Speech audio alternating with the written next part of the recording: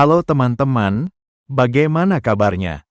Kali ini, Ruang Studio menceritakan sebuah film bagaimanakah jika seseorang ingin kekayaan sampai bersekutu dengan jin.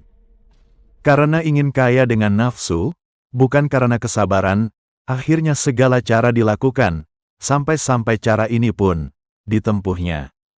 Oke, tanpa berlama-lama lagi, sebelum kesabaran dan nafsu bertarung mengebu-gebu, bagaikan kobaran api, film ini berjudul Musyrik. Kata, kalau Kelis itu udah balik. Astagfirullah.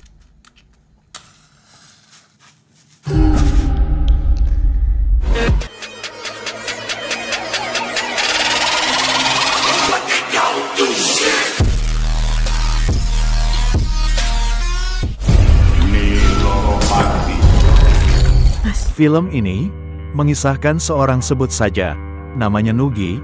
Nugi adalah seorang pemuda yang terjerat utang dan berjuang untuk menghidupi keluarganya. Awal cerita, keluarga Nugi sedang mengalami cobaan, terutama masalah ekonomi. Ditambah lagi, ibunda Nugi sedang mengalami sakit, karena Nugi sedang tidak punya uang, sehingga ibunya pun belum Nugi bawa untuk berobat kemanapun.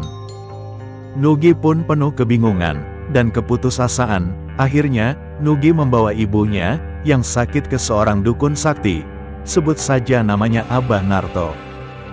Namun niat Nugi pun sempat dibantah oleh istrinya sendiri, karena istrinya merasa pantas ibunya dibawa ke dukun. Aku ini nggak serak kalau ibu dibawa berobat ke dukun. Namun Nugi tidak menghiraukan istrinya. Nugi pun tetap membawa ibunya ke dukun. Sesampainya di dukun, ibunya pun masuk ke ruang pengobatan. Sambil melihat ibunya diobatin, Nugi pun melihat-lihat sekeliling rumah dukun tersebut.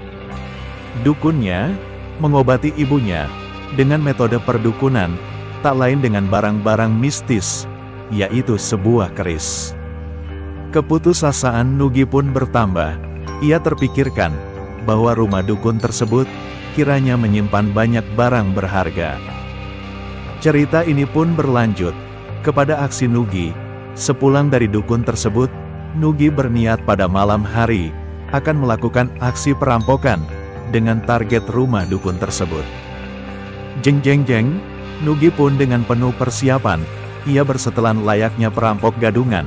Hanya bermodalkan masker wajah, dia bertekad untuk masuk ke dalam rumah dukun tersebut. Dengan pelan-pelan, Nugi pun masuk ke sebuah ruangan, dan membuka lemari, berharap dia menemukan barang berharga. Akhirnya, aksi Nugi pun tidak sia-sia.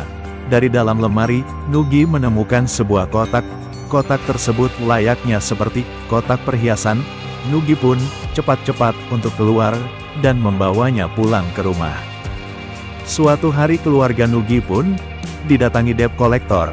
Karena Nugi tidak bisa membayar cicilan hutangnya, sampai-sampai barang-barang di rumah Nugi diangkut sebagai jaminan cicilan hutangnya. Keputusasaan Nugi pun bertambah. Ia pun akhirnya membuka kotak tersebut dengan penuh harapan. Isinya itu adalah sebongkah berlian. Setelah Nugi pun membukanya, ternyata kotak tersebut hanya berisikan sebuah keris kuno. Nugi seketika merasa kecewa karena hasil curiannya tidak sesuai ekspektasinya. Di sisi lain, Nugi pun didesak dengan keadaan. Dia harus segera membayar cicilan hutangnya. Segala cara pun Nugi coba. Nugi pun mencoba membawa keris tersebut dan menjual kepada orang yang suka mengkoleksi barang-barang antik dan kuno. Setelah diteliti, ternyata keris tersebut masuk ke dalam keris langka. Harganya bisa mencapai miliaran rupiah. Seketika itu membuat Nugi terkejut. Ini harganya bagus juga ya. Film Musyrik pun berlanjut kepada teror. Dari keris tersebut, Nugi tidak mengetahui bahwa keris yang ia bawa bukan keris sembarangan. Keris tersebut bisa membawa malapetaka kepada siapapun, bahkan kepada kekeluarganya sendiri. Nugi mendapatkan keris keramat tersebut, berpikir ini akan mengubah kehidupannya. Alih-alih mendapatkan keberuntungan, tetapi di sisi lain, ia harus menghadapi teror mengerikan dari Nilarapati, makhluk gaib yang akan menghantui hidupnya. Teror ini pun tidak hanya menimpa Nugi, tetapi juga orang-orang di sekitarnya yang mulai mengalami berbagai kejadian aneh hingga berujung kematian. Rata, kalau Kelis itu udah balik. Bagaimanakah kisah Nugi supaya terlepas dari teror tersebut? Jangan lewatkan filmnya berjudul Musyrik. Kelis itu udah balik.